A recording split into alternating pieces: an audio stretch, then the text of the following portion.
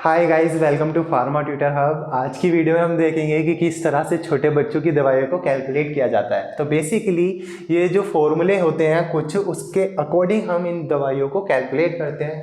तो ये जो फॉर्मूले हैं वो अकॉर्डिंग टू एज होते हैं, बॉडी वेट होते हैं, बॉडी सरफेस एरिया होता है, ठीक है। तो इनके अकॉर्डिंग हम जो छोटे बच्चे हैं उनकी दवाइयों को कैलकुलेट करते हैं। इनके कुछ फॉर्मूले हैं, जैसे एज के अकॉर्डिंग यंग्स फॉर्मूला होता है, डिलिंग्स फॉर्मूला होता है, फ्राइड्स फॉर्मूला होता है एंड काउलिंग्स फॉर्मूला होता है, ठीक है। ये 4 टाइप्स के फॉर्मूले हैं जिनको हमें पढ़ना है, ठीक है। किस तरीके से वैल्यू को हम इनके अंदर पुट कर सकते हैं। वैसे बहुत ज़्यादा ही ईजी है, मतलब डायरेक्ट तुम्हें वैल्यू को इन फॉर्मूले के अंदर पुट करना है और जो वैल्यू आएगी वो होगी तुम्हारे छोटे बच्चों की दवाई जो हमें देनी है, ठीक है, डोज, ठीक है। इसके बाद में हम स्टार्ट करें तो सबसे पहले पोसोलॉजी, जिसे नहीं पता पोसोलॉजी क्या होता है, तो ये एक ऐसी साइंस होती है जो हमें बताती है कितनी अमाउंट में हमें डोज देनी है किसी भी पेशेंट को, जिससे डिजायर्ड फार्माकोलॉजिकल इफेक्ट हमें देखने को मिल सके, ठीक है। तो अगर इसे और डिटेल में देखना है तो लास्ट की 2 वीडियोस देख लेना, जिसके अंदर हमने डिस्कस किया है कि पोसोलॉजी होता क्या है एंड उसके फैक्टर्स देखे हैं जो इन्फ्लुएंस करते हैं कि कितने अमाउंट में हमें डोज देनी चाहिए किसी भी पेशेंट को, जिससे डिजायर्ड फार्माकोलॉजिकल इफेक्ट हमें मिल सके, ठीक है। और किन किन बातों का हमें ध्यान रखना चाहिए, उसके अंदर कुछ टर्म्स भी हैं जिन्हें हमें पढ़ना जरूरी है, ठीक है। तो अब डिस्कस करते हैं इन फॉर्मूले के बारे में। तो ये फॉर्मूले हमारे बेसिकली 4 ऐसी फैक्टर्स हैं जिसके ऊपर डिपेंड करते हैं, जिसके अकॉर्डिंग हम वैल्यूज़ को कैलकुलेट करते हैं। तो सबसे पहला आता है एज, ठीक है। तो एज काफ़ी ज़्यादा इंपॉर्टेंट भी है और ज़्यादातर फॉर्मूले इसके ऊपर हमें दिए भी गए हैं, ठीक है। तो इसके अंदर काफ़ी सारे फॉर्मूलेस आ जाते हैं, जैसे ये 4 तरीके के फॉर्मूले हमें पढ़ने हैं। तो इसके अंदर सबसे पहला आता है यंग्स फॉर्मूला, काफ़ी इंपॉर्टेंट भी है, एग्जाम में आता भी है, कभी कभी 2 मार्क्स में आ जाता है, ठीक है। तो ये यंग्स फॉर्मूला जो होता है वो छोटे बच्चे जो अंडर 12 ईयर्स के आते हैं उनको ये डोज को कैलकुलेट करने में हेल्प करता है। तो क्या करते हैं हम, सबसे पहले डोज ऑफ चाइल्ड को कैलकुलेट करने के लिए जो छोटे बच्चे होती है उसकी एज को ईयर्स में लेते हैं, उसे डिवाइड करते हैं एज इन ईयर्स प्लस 12 से, देन उसे मल्टीप्लाई कर देते हैं अडल्ट डोज से, ठीक है। तो अडल्ट डोज हमें कहाँ मिलेगी, तो बहुत ही ज़्यादा इजी है। हमारी जो आईपी है इंडियन फार्माकोपिया, उसके अंदर कुछ स्टैंडर्ड्स अडल्ट डोज हमें पहले से ही मेंशन की जाती हैं जिन्हें हमें देना होता है। तो सीधे सीधे हम वहाँ से उठा के यहाँ पे इसे रख सकते हैं एंड कैलकुलेट कर सकते हैं, ठीक है। वैसे क्वेश्चन के अंदर हमें मेंशन किया जाएगा, इतना ज़्यादा परेशान होने की ज़रूरत नहीं है, ठीक है। सेम ऐसे ही हमारे ये फॉर्मूले हैं जिन्हें हमें याद कर लेना है। तो छोटी सी ट्रिक है कि ये जो यंग्स फॉर्मूला है इसे याद करने का क्या तरीका है, तो जो छोटे बच्चे होते हैं 12 ईयर के अंडर, उन्हें हम यंग्स फॉर्मूला से दवाई देते हैं, ठीक है। तो सबसे पहले हम एज ऑफ ईयर्स के यहाँ पे 12 लिख सकते हैं, क्योंकि 12 ईयर के बच्चों को हम ये देते हैं, ठीक है। तो बस ये याद करने के लिए, बाकी ऐसा नहीं है कि ऐसा इसीलिए किया जाता है, ठीक है। तो ये जो छोटे बच्चे 12 ईयर के होते हैं इसलिए हम यहाँ पे 12 लिख देते हैं, ठीक है। ऐसे ही हमारा डीलिंग्स फॉर्मूला होता है जो 4 to 20 ईयर्स के जो बच्चे होते हैं उनको दिया जाता है, ठीक है। तो सेम 20 ईयर्स के बच्चों को दिया जाता है, तो यहाँ पे हम 20 लिख देते हैं। ऐसा नहीं है कि मतलब ये ऐसा इसीलिए ही लिखा जाता है, ठीक है, ऐसा कुछ भी नहीं है। तो सेम वही है, जो छोटे बच्चों की जो डोज होती है उसे हम ऐसे कैलकुलेट कर सकते हैं कि एज इन ईयर्स अपॉन में 20 इंटू में अडल्ट डोज। सेम ऐसा ही हमारा फ्राइड फॉर्मूला होता है, जो छोटे बच्चे होते हैं जो 2 साल से ज़्यादा छोटे होते हैं तो उनकी एज को हम मंथ में लेते हैं, अपॉन में 120 इंटू अडल्ट डोज करके हम इसको कैलकुलेट करते हैं। देन हमारा आता है 4th फॉर्मूला, काउलिंग्स फॉर्मूला, जो होता है नेक्स्ट बर्थडे, मतलब कि ये हमारा बेस्ड होता है कि नेक्स्ट बर्थडे पे वो जो बच्चा होगा वो कितने साल का हो जाएगा, ठीक है।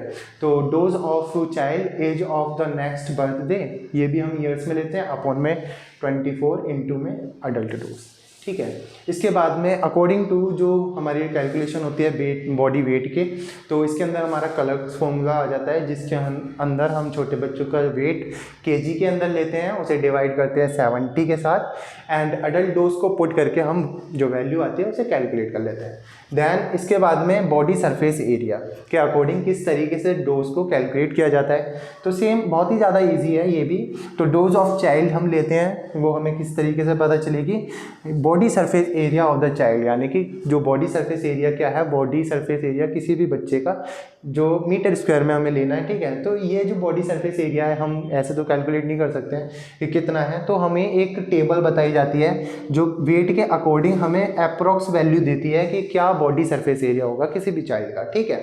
तो हम सीधे वो वैल्यू पुट करते हैं, देन यहाँ पे यूजुअली 1.73 मीटर स्क्वायर अडल्ट के बॉडी सरफेस एरिया को लिया जाता है, ठीक है। फिर उसे हम अडल्ट डोज के साथ में मल्टीप्लाई करके जो वैल्यू आती है वो छोटे बच्चों को दे देते हैं, ठीक है। तो ये बहुत ही ज़्यादा बेसिक कैलकुलेशंस हैं जो तुम खुद भी कर सकते हो। इसके अलावा भी अभी कुछ कैलकुलेशन हम करके देख लेते हैं जिससे तुम्हें आसानी से मतलब समझ में आ जाएगा। तो स्टार्ट करते हैं, या तो तुम इसका स्क्रीनशॉट ले लो या फिर इसे लिख लो, ठीक है। तो इसे लिखो, मैं फिर इसे रफ कर दूँगा। ओके तो अभी स्टार्ट करते हैं कि किस तरीके से हमें डोज को कैलकुलेट करना है छोटे बच्चों के लिए। तो सबसे पहला जो क्वेश्चन है उसके अंदर हमने देखना है कि calculate the dose for the 12 year old child if the adult dose is 80 milligram, ठीक है। तो हमें किस तरीके से इसे कैलकुलेट करना है। तो बेसिकली इसके दो फॉर्मूले हैं कैलकुलेट करने के लिए। तो पहले हम यंग्स फॉर्मूले से करके देख लेते हैं। तो यंग्स फॉर्मूला होता है, तो यंग्स फॉर्मूले के अकॉर्डिंग जो चाइल्ड की डोज होगी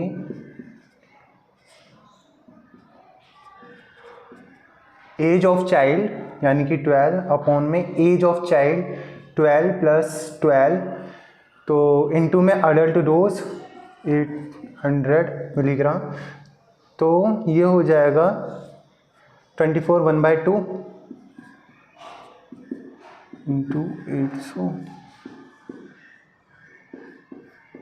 400 मिलीग्राम, ठीक है। तो हमें 400 मिलीग्राम छोटे बच्चे को देनी है, ठीक है। उसके बाद में सेकंड क्वेश्चन है calculate a dose of a child of 5 year old.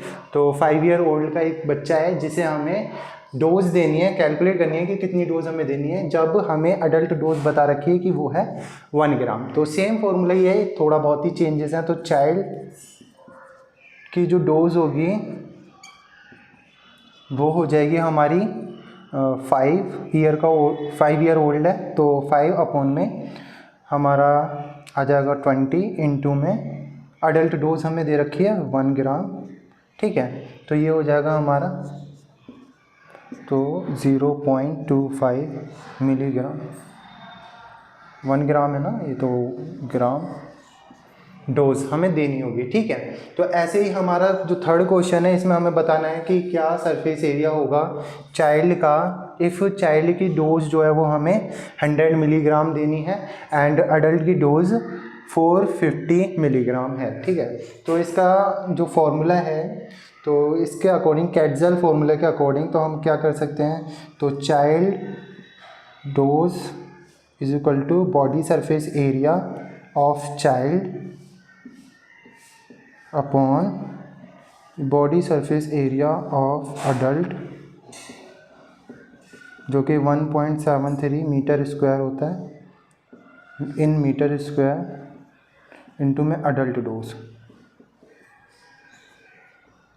तो ये हो जाएगा हमारा, चाइल्ड की डोज हमें बता रखी है 100 मिलीग्राम, 100